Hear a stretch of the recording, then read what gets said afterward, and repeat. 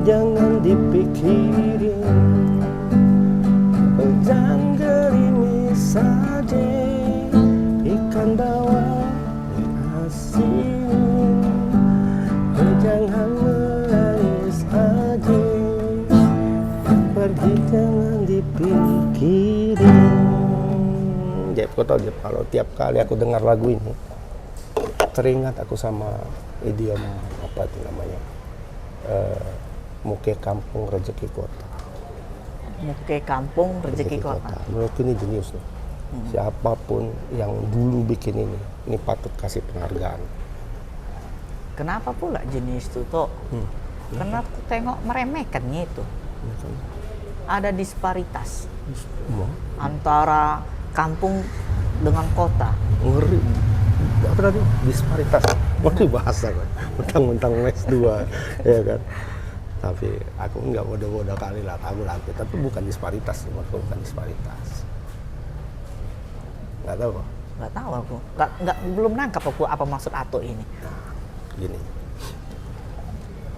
Sebenarnya dari lagu ini Benyamin itu mau menyampaikan bahwa semua orang itu punya kesempatan yang setara.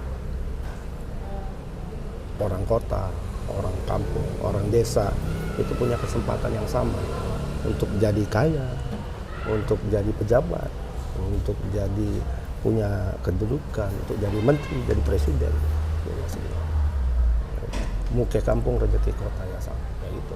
Tapi kan muke kampung tuh kan tuh nggak enak didengar itu. Loh, emangnya kau pikir selama ini yang jadi pejabat tuh nggak orang-orang kampung? Orang kampung. Iya ya.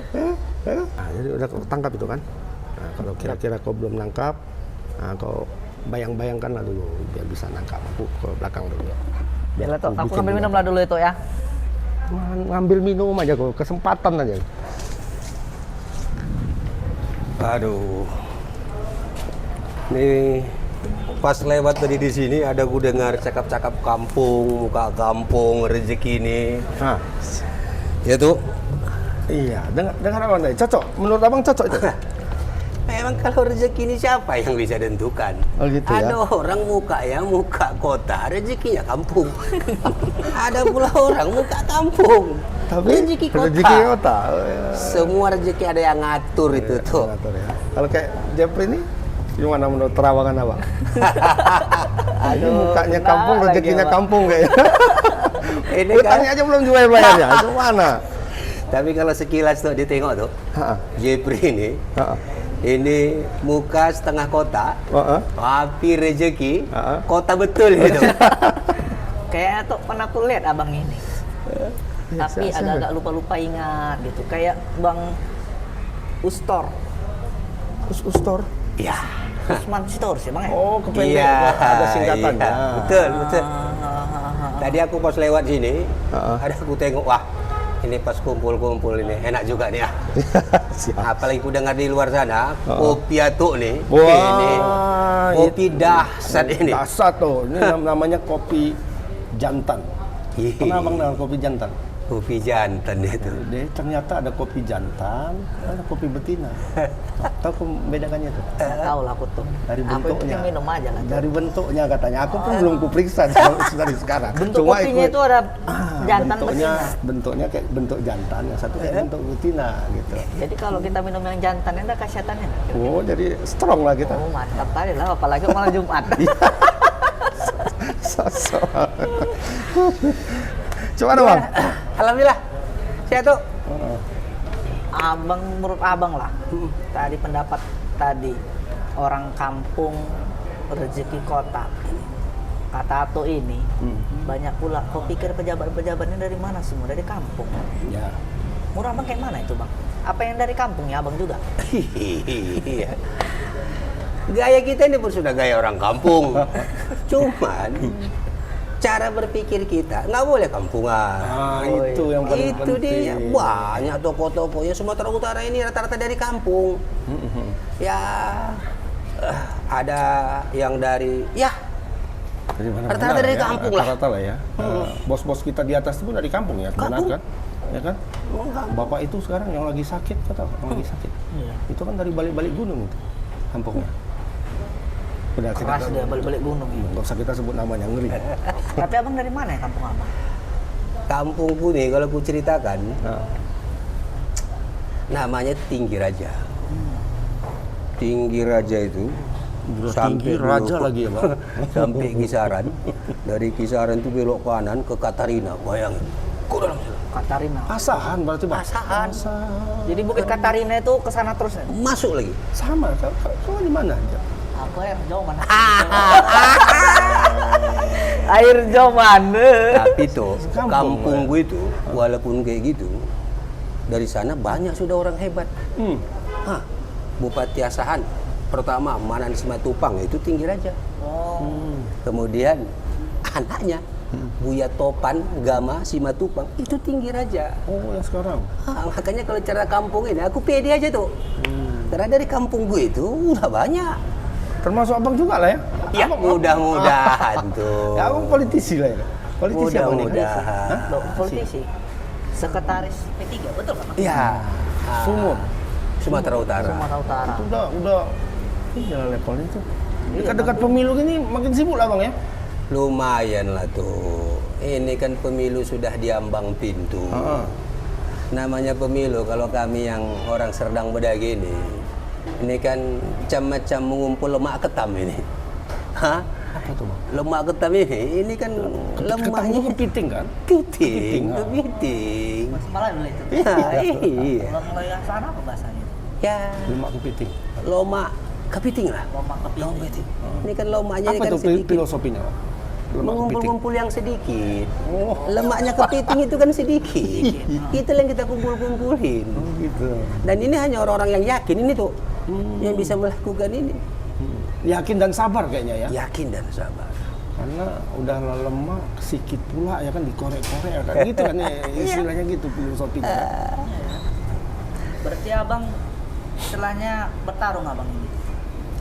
Ya, dalam politik kan memang pertarungan itu nggak bisa dielakkan.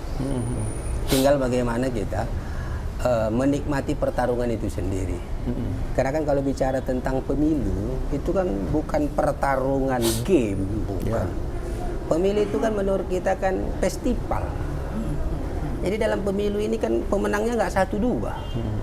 Kalaulah ukuran pemenangnya itu kursi, ya makanya dihasilkan itu kan banyak kursi. Makanya kalau aku memahamkan pemilu itu festival. Festival itu bagaimana kita meyakinkan juri, bagaimana meyakinkan penonton bahwa apa yang kita tampilkan itu layak dan pasti sesuai dengan segmentasi atau keinginan pemirsa atau penonton itu sendiri. Dalam hal ini pasti masyarakat. Masyarakat, ya. Filosofi kali ya tuh ya. Oh iya, tadi ketam, ini festival ya kan? Politik. Kau nangkap nggak? Sikit-sikit lah. Enggak, tadi kok lagu tadi nggak nangkap. Lebih seram kayak lagu yang ku dengar tadi. Iya. Iya. Iya. Makanya rezeki abang udah harusnya di Jakarta ini. Amin. Abang main di dapil apa bang? Sumur 1. Nah, kan betul kan tuh dari sana pemikiran rezekinya harus di Jakarta ini tuh. Itu raksasa semua itu bang, setauku ya. Iya. Ini kedeku walau gini-gini banyak didatangi politisi nih bang. Iya. Jadi tahu aku dapil 1, dapil 2, dapil 3. Tapi kayak kita mainan anak-anak dulu tuh. Kalaupun gajah itu raksasa tuh. Dalam ilmu persuitan, gajah itu Ya ini ya. kalah sama Sama ini kan berarti ini kan kata orang semut. iya semut. Jadi kalau tuh bilang semut 1 ini tuh gajah semua raksasa, ya kita semutnya lah. Bisa Kita sebutnya menang lah ya, saja. dengan apa tertentu ya. BTW mau kopi nggak bang? Kopi ya? Ini paten. Ini dia itu. Ya biar aku buat lah Ini yang kopinya kopi ya. jantan tuh. Mau kopi jantan atau betina nih? Aha, yang separuh-separuh tuh. Jantan lah bang, cocok ya jantan. Iya. Mainkan terus. Ya. Biar aku buat sekalian. Ini kan persoalan katanya tadi abang bilang abang semut, walaupun bertarung sama gajah-gajah tetap yakin abang semut pemenangnya. Iya. Konsep marketingnya seperti apa ini bang? Marketing politiknya ini, caranya ini. Nah namanya juga semut. Semut ini kan berarti yang pertama dia harus semut. Semut ini pasti dia lembut. Yang kedua, teori semut itu kan teori gotong royong. Semut itu membangun silaturahim. Dan dalam teori semut tidak ada yang berat. semuanya bisa terangkat kalau kita gotong royong. Sama halnya dengan pemilihan kali ini. Kalaupun hari ini orang bilang, wah ini pertarungannya gajah semua, ini pertarungannya pertarungan kelompok-kelompok yang berduit. Aku kira nggak juga lah. Masyarakat ini ketika dia menentukan pilihannya dikarenakan sesuatu dalam tanda kutip, itu kan karena dia tidak melihat sesuatu pada calon-calon itu. Kalau dia melihat, enggak lah Bang Sip, sama misalnya, nggak mungkin dong istriku nggak milih aku. Waduh, tuh masalah itu. Nggak mungkin. Boleh lah tuh. Kamu udah ngambil ini, Biar ini kan kopi tambah juga. nih. Biar makin semangat awak ngobrolnya. Payah nanti ngantuk kan. Goreng-goreng, Ya tuh, boleh ya? bisa juga tuh. Nah, Oke. ini Betul-betul ku kopi yang hirup dulu tuh ya. Mainkan dulu bang. Pas sekali nih, Bang. Tambah lagi gorengan. Nah, jadi filosofinya itu seperti itu. Sehebat apapun kalau macam kata tuang tadi bahwa ini pertarungan apa tadi istilah itu? Yang hebat-hebat raksasa. Para raksasa. Nah, aku masih meyakini bahwa ada ruang-ruang semut yang bisa dilakukan. Itu dia. Jadi abang rutin turun lah ini ya. Iya, mau Kalau tidak mau. kalau semut itu kan filosofinya bang rame-rame, Rame-rame. ya kan? Hmm. Semut Dan- memang bisa ngangkat gajah, Iya. tapi ribuan semuanya. Benar. Berarti kayak gitu filosofinya gitu. Iya. Makanya walaupun aku ini orang Batak, aku kan Sitorus ya. Iya, iya. Tapi banyak filosofi-filosofi Jawa yang itu bisa kita ambil, bisa ku ambil. Contoh misalnya politik ulem-ulem. Wah, ini ulem-ulem ini tuh. Gimana tuh Bang? Ulem-ulem ini orang Jawa yang mau pesta. Jadi dia mau pesta, dia datangi keluarganya, dia undang, dia kasih tahu kalau dia mau pesta. Intinya dia datang, mengundang dan mengasih tahu. Mau pesta. Mau pesta. Lah pemilu ini kan pesta demokrasi. Iya, betul. Kenapa orang nggak mau datang ke pesta itu? Kenapa orang nggak mau pilih kita? Ya mungkin mereka nggak tahu kalau kita calon yang mau dipilih. Maka kita ulem-ulem, kita datang seperti semut itu. Ya karena kita memang orang kampung tuh. Kita lahir di kampung, besar di kampung, dibentuk dari budaya dan kultur kampung. Itu menjadi sesuatu yang yang asik untuk kita lakukan. Tapi kan tuh, kalau aku dengar memang ilmunya ini ilmu lapangan semua ini. Ya. Yang dikasih sama abang kita ini kan. Ilmunya nggak teori ya, ilmu lapangan, filosofi semua. Ya, ilmu berdasarkan ini ya, sudah pengalaman di lapangan. Emang banyak Cuman makan ya asam bang, garam ya. apa memang pengalaman dulu abang di lapangan begitu keras, begitu detir, atau kemananya kisah-kisah abang dulu ini? Kalau bicara Kita pengalaman, cashback apalah kembali ke dulu pastilah lah. kita lebih pahit. Bayangkan saja, aku rasa Bang Jeb tahu lah dia, karena tinggi raja dengan dengan apa namanya Erjoman, alah Betty itu beda-beda tipis. 11-12 ya? 11-12. Aku kan lahir di sana. Aku SD itu di Tinggiraja, SMP juga di Tinggiraja, kemudian SMA itu di Mankisaran. Baru setelah itu ke hijrah ke Medan. Nah, aku anak 6 bersaudara, anak yang paling kecil. Ayah aku itu guru ngaji, ya, mama aku itu buruh tani, bayangin itu. Jadi saking sibuknya ayah emak aku itu ngasih nama aku aja tuh nggak sempat orang itu. Kenapa gue bilang kayak gitu? Husban Effendi Sitorus itu yang ngasih nama itu aku sendiri. Jep. Loh, cuman itu ceritanya bang, ini Gimana menarik. ceritanya bang? Nah, di kampung itu kan ayah emak setengah 6 udah pergi tuh ke ladang. Pulang nanti siang waktu zuhur, habis zuhur sholat pergi. Gila ke ladang. Ladang lagi. Sampai jam 6. Dulunya karena kita di kampung itu kan kalau anak baru lahir itu kan yang kecil namanya Uco tuh. Ya. Panggilannya Uco. Jadi aku tuh melekat sampai umur 6 tahun Uco. Saking sibuknya ya emak aku. Sibuk cari makan. Berarti kan saking pangsannya lah itu. Sampai orang tuh lupa bikin namaku. Nggak ditabalkan gitu bang? Nggak ada. Jadi umur 6 tahun abang nambalkan nama abang sendiri. Ini ceritanya nih. Di kampung itu kan ada pengajian tuh setiap malam Rabu. Jadi ayah emak datanglah ke pengajian itu. Gurunya Ustadz Usman Effendi. Itu ada di Gestar. Pasti ingat tuh Bang Jep tuh. Ya kan, guru pesantren. Iya. Sudah, karena aku kecil, aku dibawa mama. Tahulah aku ini Usman Effendi. Nah, ketika aku umur 6 tahun, kawan-kawan aku ke sekolah. Terus dia ngajak, Cok, kau ikut kemana? Sekolah yuk. Dulu Bang Jep, kalau sekolah nggak pakai diantar-antar kayak sekarang. Iya, jalan, mau jauh pun Jalan jalan kaki. sendiri. Aku pun merasakan itu apa? Nah, terus kita ke sekolah. Guru kan nanya, Cok, namamu siapa? Nah, aku buat Usman Effendi Sitorus. Akhirnya melekat itu gimana Bang? Melekat jadi Usman Effendi Sitorus akhirnya Jadi ijazah dong. Jadi ijazah ya. Jadi ijazah. Dan yang lucunya, sampai aku kelas 6 SD, emak aku tuh nggak tahu kalau nama aku Usman. Oh, nggak tahu. Jadi panggilan tetap Uco. Uco. Jadi kalau ke rumah orang nanya, Bu, Pak, Wak, ada Usman? Mama aku jawab, Usman mana? Oh, tapi kan dulu Bang di kampung adanya kekah-kekahan kayak gitu. Ya itu orang senang. Kita ini udah aku bilang tadi buru-buru kekah. Mau cari makan aja payah, makanya aku bilang. Jadi kalau ditanya orang namamu ditabalkan, ya buru-buru ditabalkan.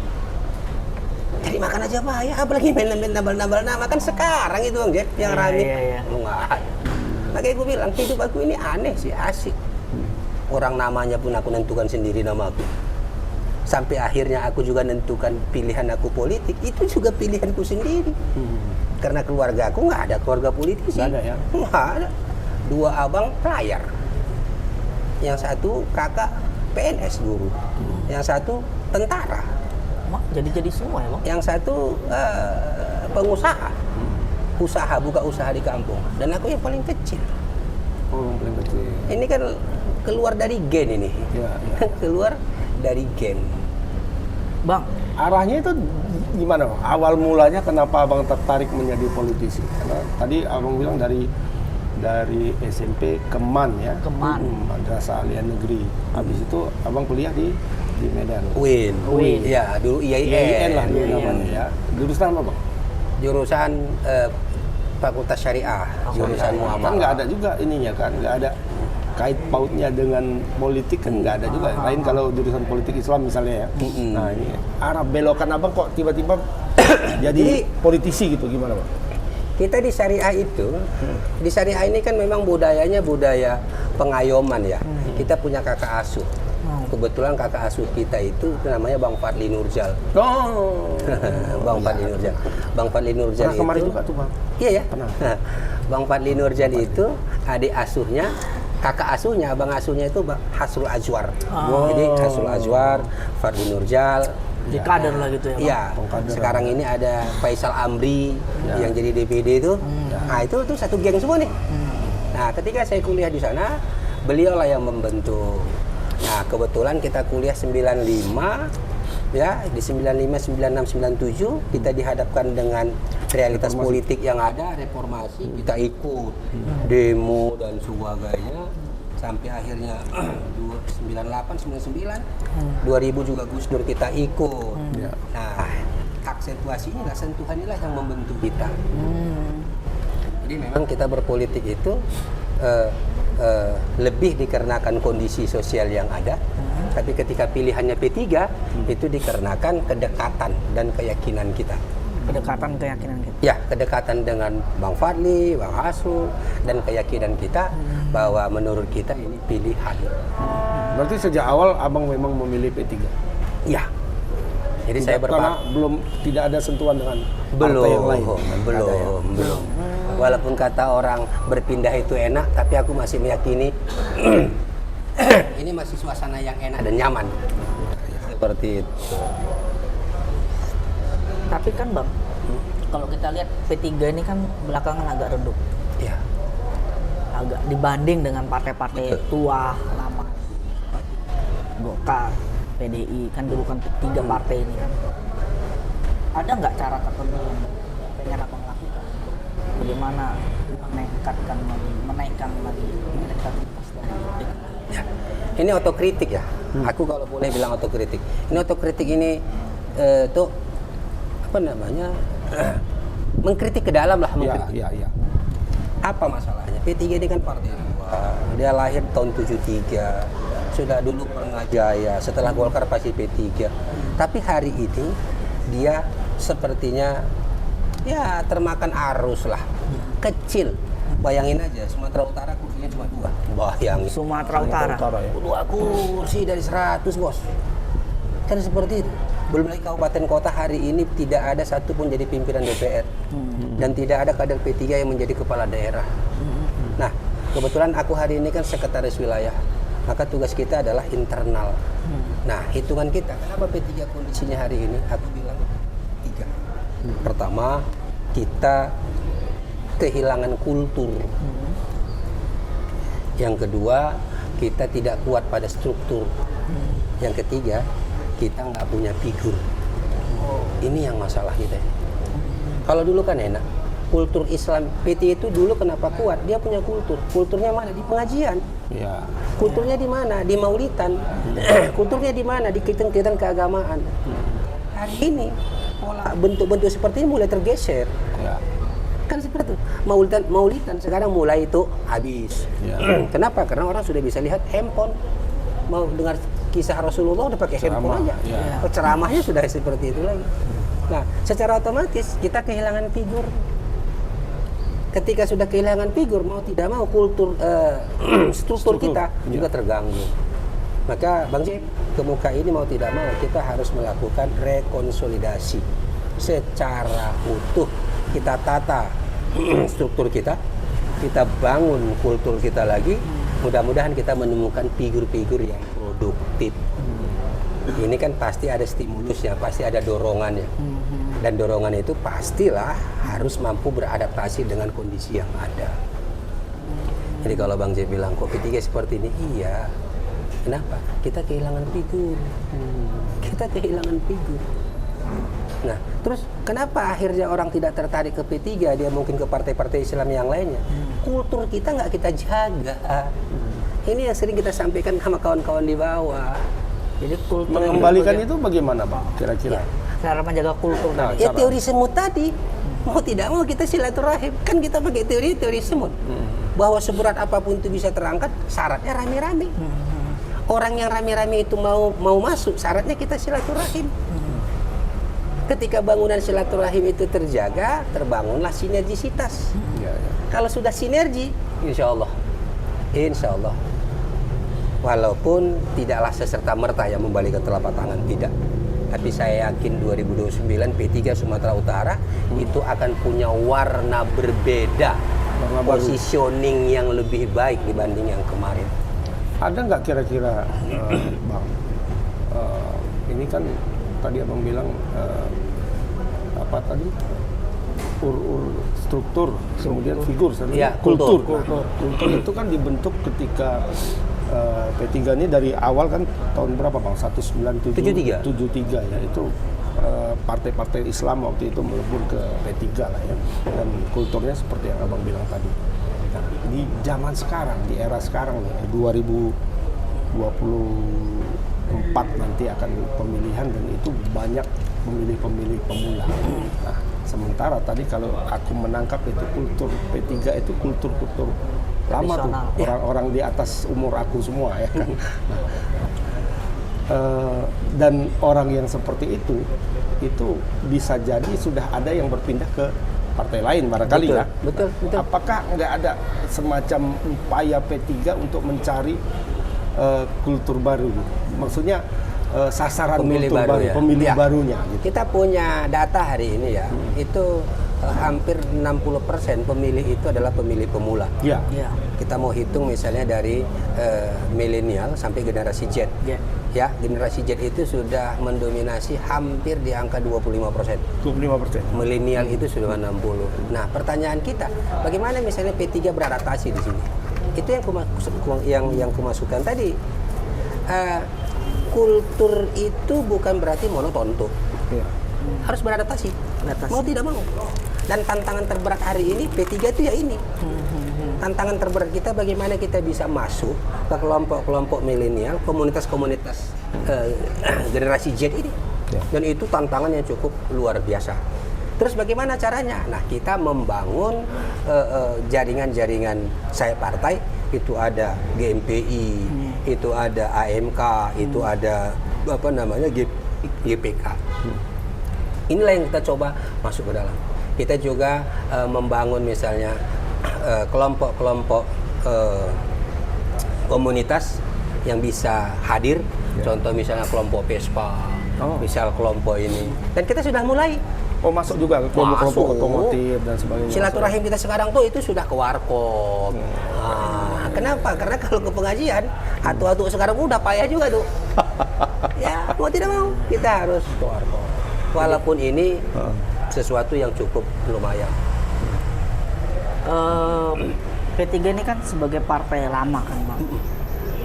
Bagaimana P3 beralih dari cara tradisional menjadi modern begitu? Iya. Nah, ya perubahan itu nggak bisa kita tolak. Perubahan itu nggak bisa kita tolak. Sama kayak kita dulu kecil. Kita dulu menganggap orang pakai sepatu itu kan hebat tuh. Ya. Dulu kalau ada orang kampung pakai sepatu, wah itu anak toke itu. Kalau di perkebunan itu, wah anak asisten itu. Anak asisten. Udah, hari ini mau tidak mau kita sudah terbiasa dengan itu. Meskipun kita anak orang kere, tetap kita pakai sepatu. Yang aku maksudkan, adaptasi, perubahan itu pasti. Nggak mungkin dong kita tolak. Nah, tinggal kita bagaimana beradaptasi dengan perubahan itu. Sesungguhnya orang P3 ini juga, anak-anak muda banyak. Iya. Tapi belum kita kasih ruang saja, atau belum kita apa namanya, kita kasih kesempatan untuk itu. Makanya pencalekan kali ini, Bang Jeb, itu didominasi oleh orang-orang muda. Orang muda ya. Di P3. Iya dong, P3 itu caleg P3 itu hampir di angka 40%. 40 ke bawah. 40 ke bawah. 40 ke bawah. Di Sumut juga begitu. Bener.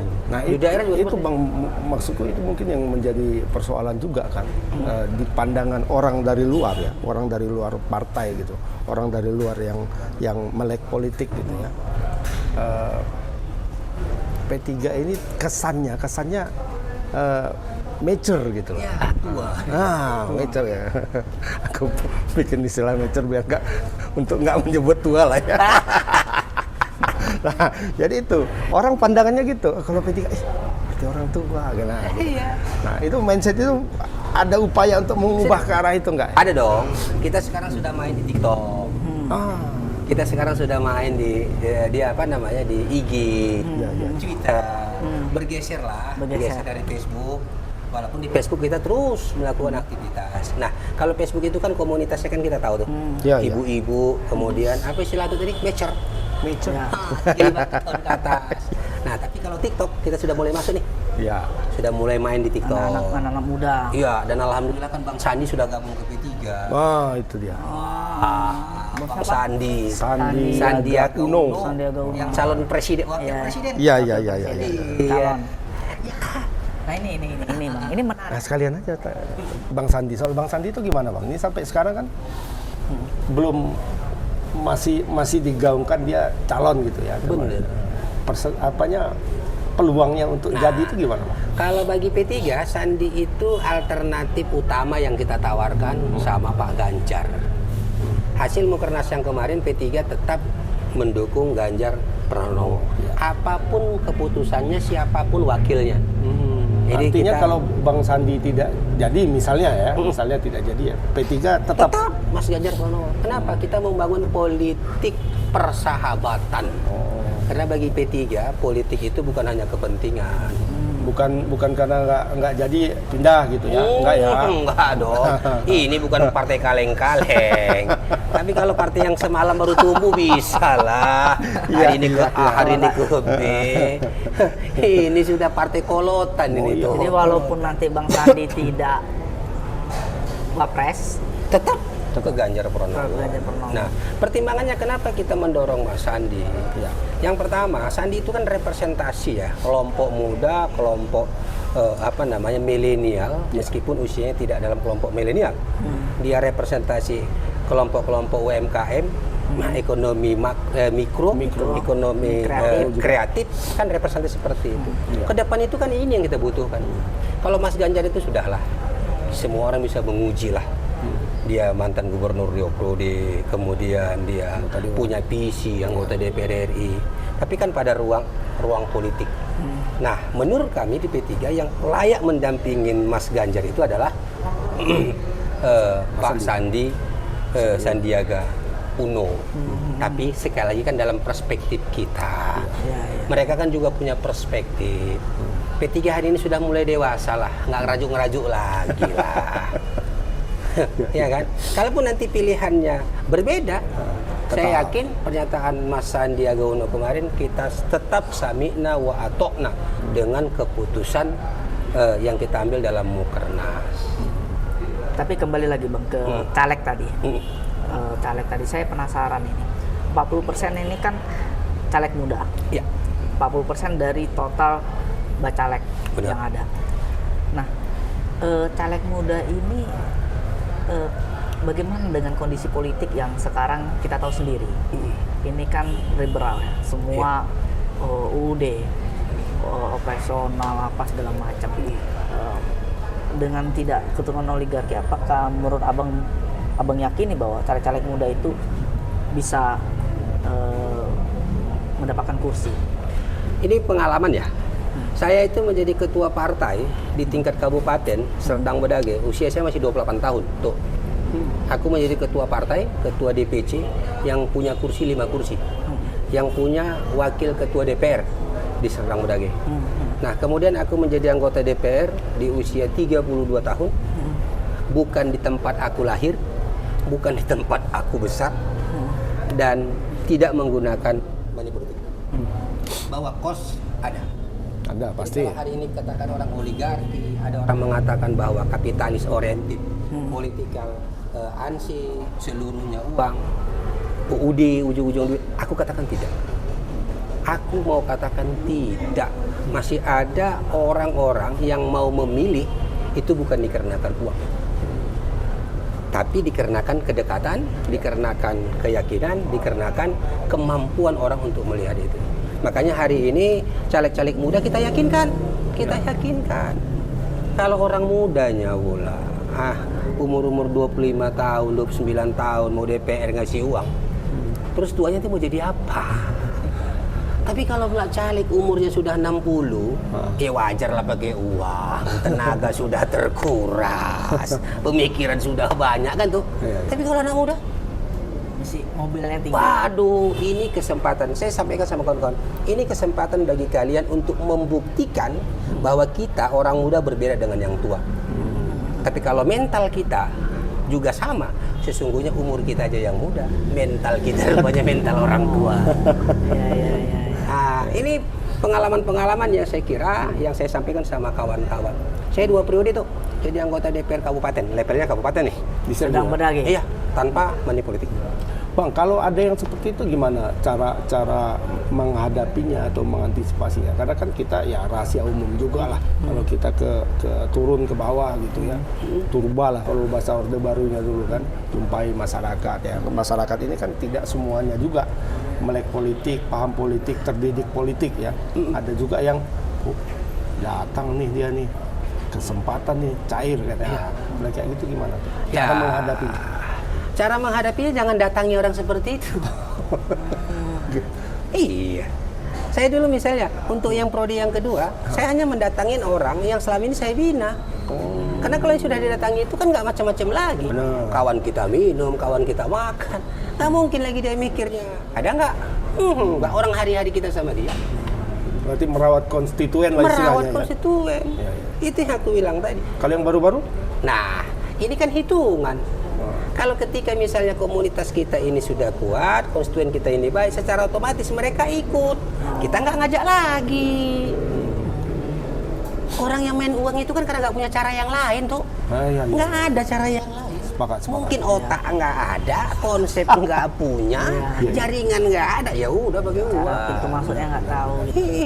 Kita selalu bilang, jangan pernah bermimpi akan lahir pemimpin yang amanah kalau pemilihnya nggak amanah.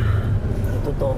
Jangan pula karena nanti dikasih beras tuh. Oh, Tengok enggak. sekarang caleg udah beras-beras semua disodorkan. Boleh, tapi 1 ton tuh. Kita jual lagi kalau gitu. Nah, Ini dia. Jadi kita harus mampu membangun politik dialektika. Ini yang kita lakukan hari ini. Secara kebetulan, Bang Jeb, aku ini kan sekretaris KTNA. Secara kebetulan di Serdang Bedaye, aku itu ketua harian Pramuka. Apa yang kita lihat hari ini? Aku mau lihat 3 hal. Yang kalaupun tanya orang ketua, kenapa ketua harus ke DPR RI? Kenapa nggak ke Sumut aja dulu? Sumut aja kan aman. Aku bilang, aku orang muda. Kalau orang muda seumur kita ini masih sudah berpikir aman, udahlah hancurlah negara ini. Yang aman-aman tuh kan tuh, ya apa tadi? Lecer tadi tuh Mecer itu cari aman lah, itu 60-70 cari aman. Lah kalau kita yang masih umur 40-an di bawah 50, kayak umur aku sekarang masih 47. Ngapain cari aman? 47 abang ya? Iya kan? Ngapain cari aman? Kita harus berani masuk dalam permasalahan dan coba kasih gagasan. Aku bilang, 3 yang aku kira itu penting ke depan. Pertama, ketahanan pangan kita. Kedaulatan pangan. Oh, ini yang kira-kira mau abang buat kalau nanti abang Iya tuh.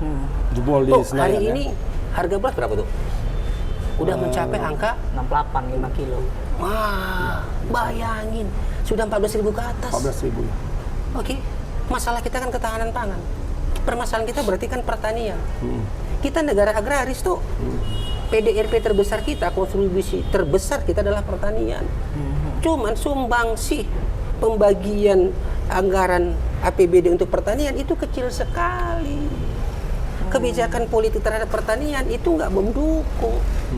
Hari-hari kan ketemu sama petani.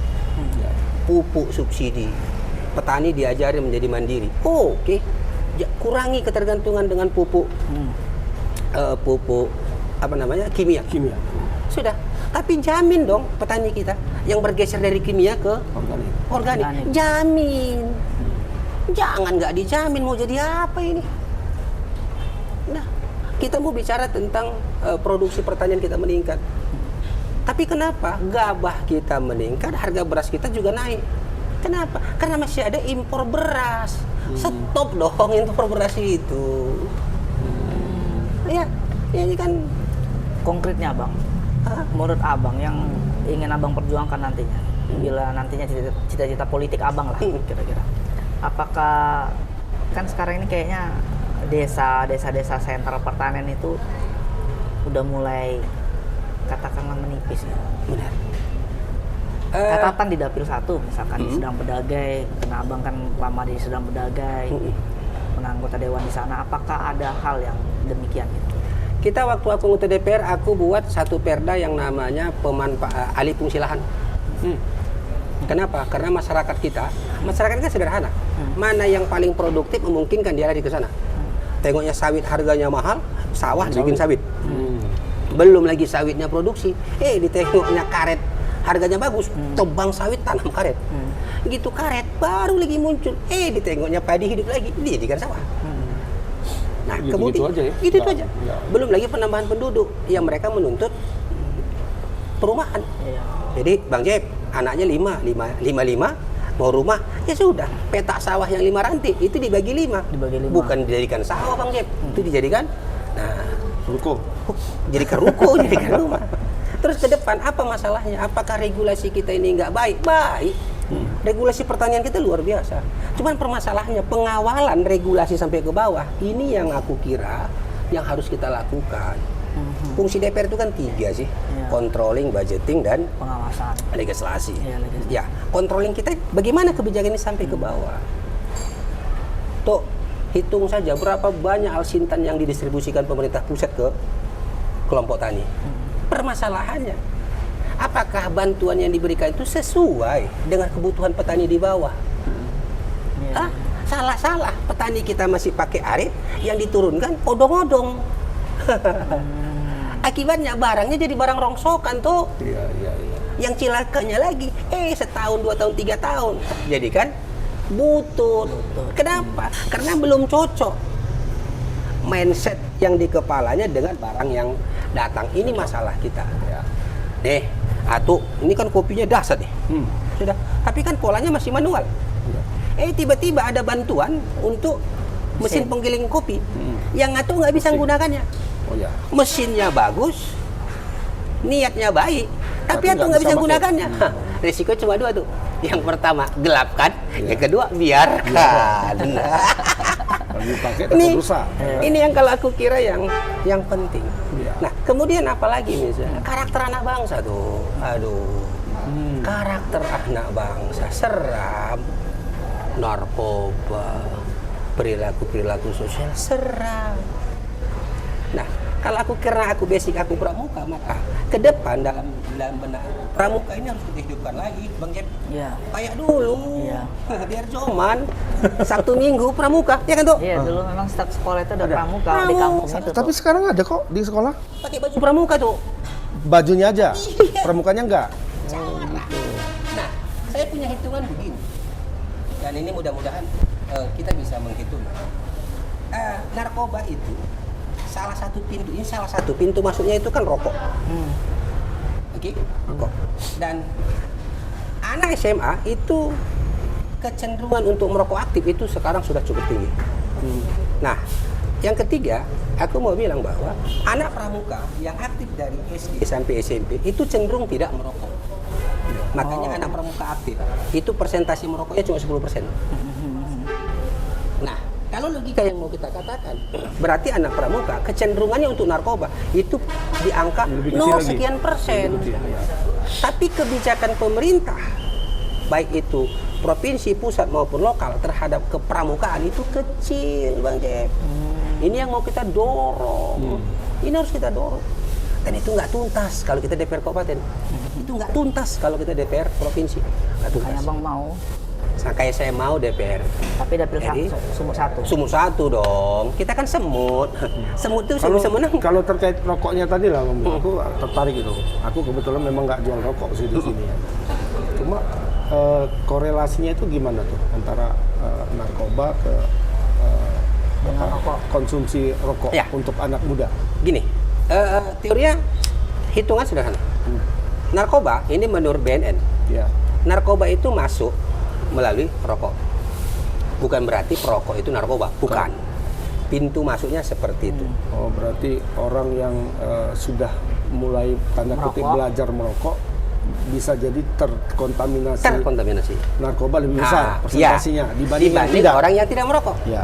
Nah, kalau itu indikator yang mau kita pakai, anak pramuka presentasinya merokok itu lebih kecil daripada anak-anak yang tidak berpramuka.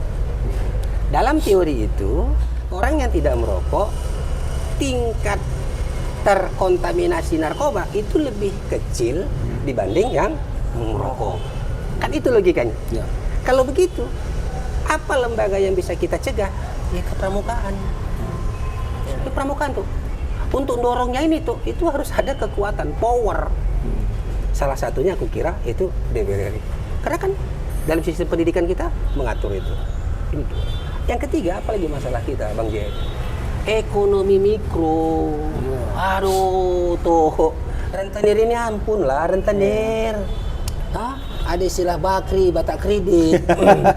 Hah? Ada hari ini lagi, apa namanya itu? Mekar. Waduh. Itu kan punya BUMN itu. Benar, yang punya BUMN pelaksanaan di bawah.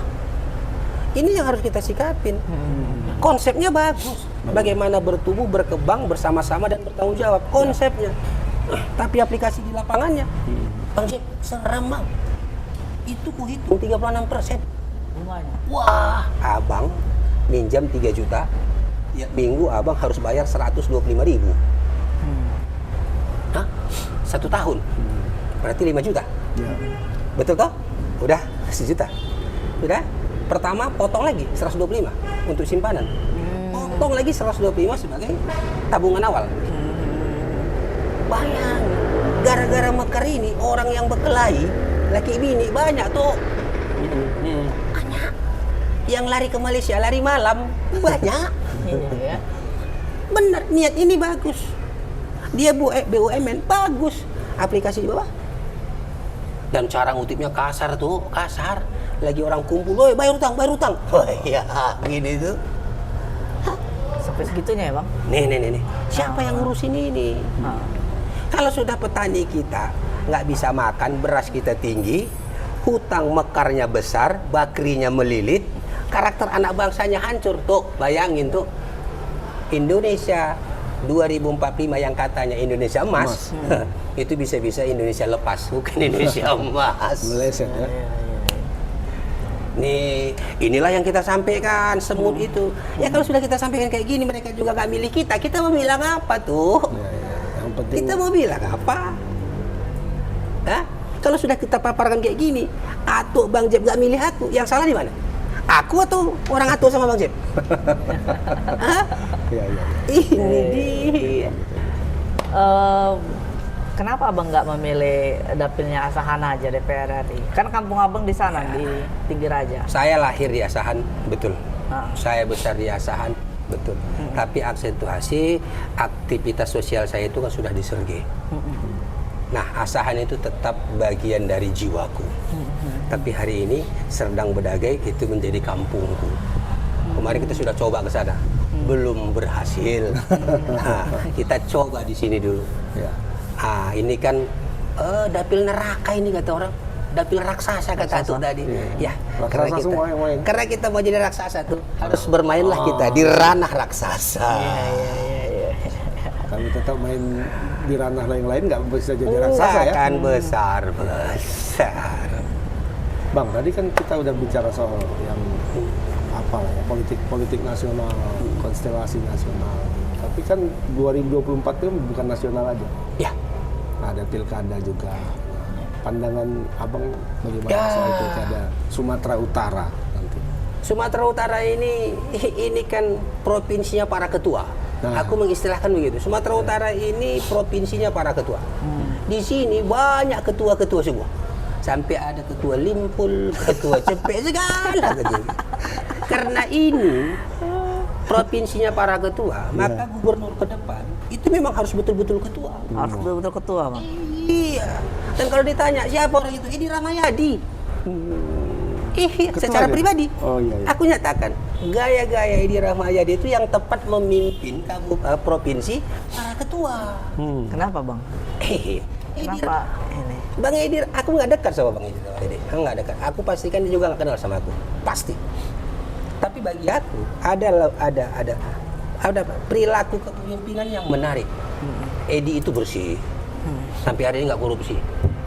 Aku dulu, ya P3 kan nggak dukung dia. Dia P3 dukung Jos. Jos, iya kan? dulu, ya. Tapi hari ini sampai akhir Pak Edi itu nggak tersentuh, tidak ada urusan dengan KPK. Selamat. Aku dulu takutnya, wah kita ini hat-trick. Ternyata tidak. hampir hat-trick ya. Iya.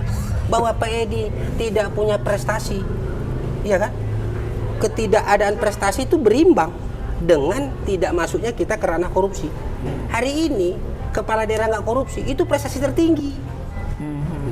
Itu prestasi tertinggi. Apalagi di Sumut gitu. Apalagi di Sumut. Kalau tentang pembangunan relatif lah. Ada Bukannya nggak ada ya, ada. ada lah. Dekat rumahku itu jelas. Jalan arah ke Bulidan ke sana itu ya mulus. Jalan-jalan provinsi mulus. Tapi kan memang gaya Bang Edi ini kan tak nyaman bagi orang-orang yang ya hidup di tengah pusaran-pusaran permainan itu nggak aman. Aman. Tapi kalau rakyat tanyalah, suruh orang tuh. Bayangkan, begal kayak mana katanya? Secara kelembagaan belum mengarah ke sana. Atau Belum, sudah? aku pribadi. Oh, pribadi. Aku pribadi. Iya. Aku melihatnya pribadi.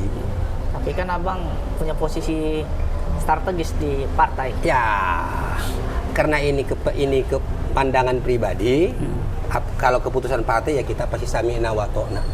Tapi kalau aku pribadi, karakter dan model-model Pak Edi itu cocok Sumatera Utara ini.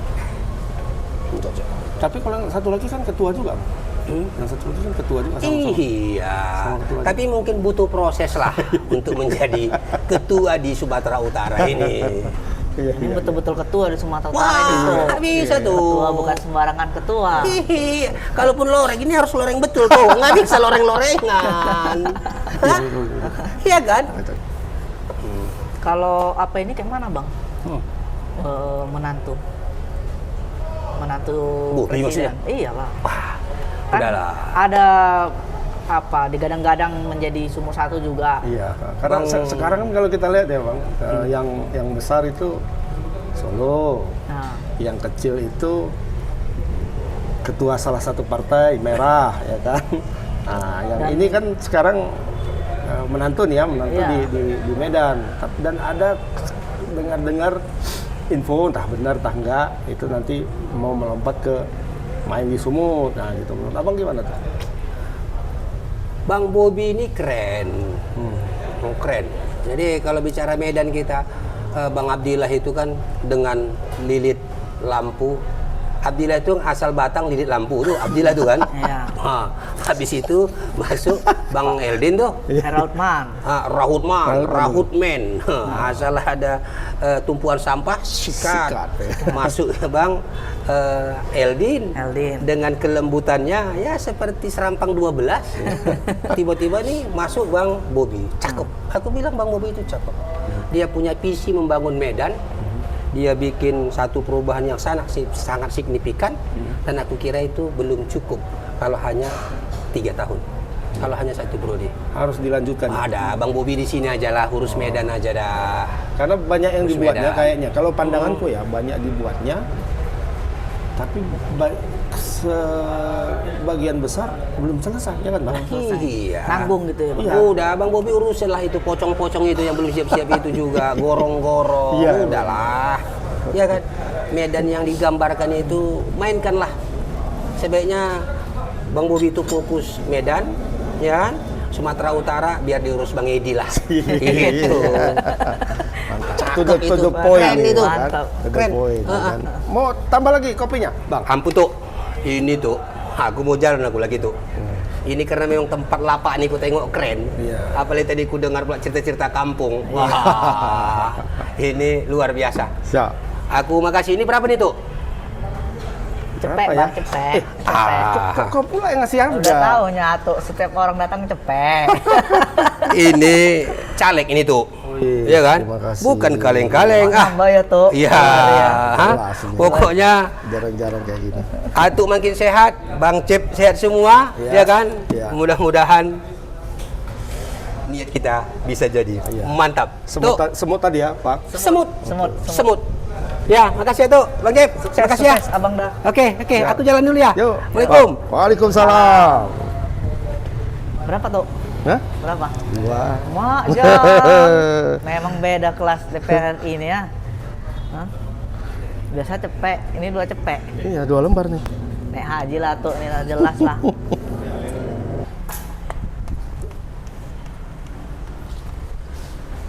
Kalau kayak gini, Jeb, sering-sering, inilah yang cita-cita naik haji itu kayaknya cepat Kesampean kesampaian aja. nih.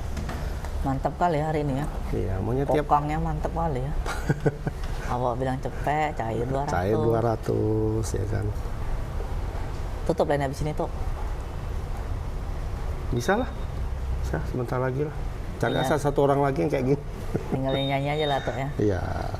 Apa ini tuh lagu yang mau kita setel? Lagu apa lah ya? Misi anak desa lagi. Hah? Misi anak desa lagi. Nggak usah lah.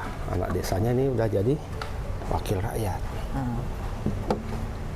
Apa kalau lagunya kan? Wakil rakyat itu. seharusnya merakyat Bentar, gitu bentar, tuh. bentar. Ya, oke. Kita cari kuncinya tuh. Suaramu. Oke. Wakil rakyat. Sekali lagi. Ini kalau nggak bisa aku berhentikan juga. Wakil rakyat seharusnya merakyat. Terus tuh sambung lah tuh.